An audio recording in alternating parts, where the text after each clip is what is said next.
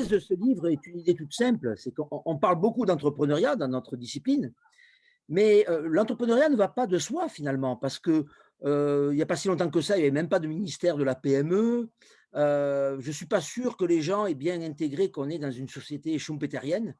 Et donc, on voulait justement creuser l'envers du décor et inciter nos amis chercheurs, dans le cadre de la Fondation des entrepreneurs du futur, MMA.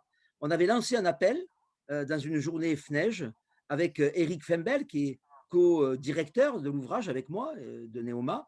Et on a été agréablement surpris de voir qu'on a eu quasiment une cinquantaine, même je crois davantage encore, de propositions. Il a fallu faire un choix draconien. Et on a plein de sujets passionnants. Le vol des brevets, la transition numérique. On ne savait pas à quel point ce serait même annonciateur de ce que nous vivons aujourd'hui. La question de la santé, qui est mise à mal. Et tous ces sujets-là ont fait l'objet d'un ouvrage collectif aux éditions EMS. Alors, hélas, je travaille sur cette question depuis 30 ans. Ça fait pratiquement 30 ans que je suis PMiste. Et je dirais que, étonnamment, les sujets traités par le monde académique ont changé. Au départ, c'était centré sur la personne même de l'entrepreneur. Et aujourd'hui, on s'intéresse davantage à son écosystème, à son environnement. Par exemple, on va s'intéresser à l'intention entrepreneuriale des étudiants.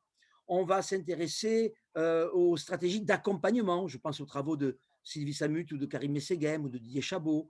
On va s'intéresser, je dirais, aux écosystèmes entrepreneuriaux. Et ça, c'est le signe que petit à petit, l'entrepreneuriat, c'est une question de société.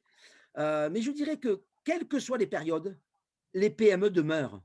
C'était un sujet, je dirais, éternel. Et il y avait des PME, je dirais, à l'homme de Cro-Magnon, il y avait des PME à la Révolution française. Il y aura toujours des PME. Je rappelle que 99,84% des entreprises en France aujourd'hui sont toujours des PME.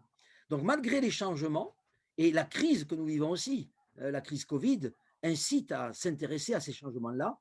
Mais il n'empêche que la forme PME, la forme structure simple, pour moi, est une forme qui est toujours viable et permanente.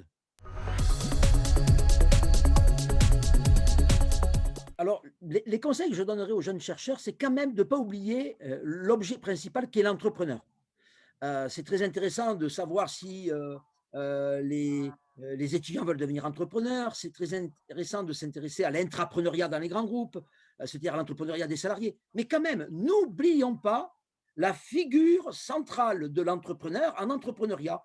Et donc, avant de commencer une recherche, moi, j'exige, en tout cas auprès de mes doctorants, d'avoir une bonne connaissance du monde entrepreneurial et d'interroger, d'aller voir des chefs d'entreprise, de passer des heures et des heures de conversation avec elles et avec eux pour pouvoir s'imprégner de ce sujet, parce que vraiment, c'est la proximité entre l'objet et le chercheur qui fait la qualité d'une recherche.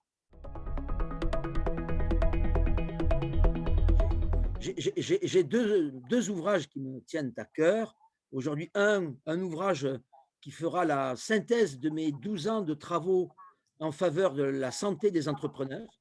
Donc voilà, bon, il faut que je publie désormais un ouvrage qui recense tout ça, parce qu'on a accumulé plus d'un million de données, hein. Et puis un deuxième ouvrage que je prépare depuis 10 ans et que je n'arrive toujours pas à sortir, si ce n'est 15, c'est une réflexion de fond sur la place et le rôle des PME dans la société française. Et le titre, je l'ai, hein, c'est les PME tiers état permanents. Je considère qu'on parle tout le temps de l'État, qu'on parle toujours des grands groupes. On a encore, hein, on parle toujours de Fordisme, de Toyotisme, d'ubérisation des GAFA, mais on oublie de dire que les grandes entreprises sont des exceptions, je dirais même des anomalies, et que l'essence même de l'économie, elle est portée par les structures simples, par les adhocraties, par les organisations missionnaires que sont les PME. Et donc, c'est un regard sur la façon dont l'ordre juridique, l'ordre statistique, l'ordre scientifique, l'ordre médiatique et même l'ordre linguistique traite ou ne traite pas des PME. Voilà mes deux prochains projets. Très bien. Merci beaucoup pour cet entretien. Peut-être que tu voulais dire un petit mot concernant l'illustration du livre. Alors, s'il y avait une autre raison pour lire notre livre, c'est aussi pour regarder la photo, parce que on a demandé au photographe d'art Jean Le Courrieux-Bory, qui est également un photographe chroniqueur, de résumer en une photo l'essence d'un ouvrage extrêmement hétérogène. Et ben, nous, on est très contents de ce résultat parce que les faces cachées, le volte-face de cet entrepreneur pris de dos et de face, avec derrière les courbes qui symbolisent la crise de 2008, et puis à la fois la santé qui décline et le rebond nécessaire.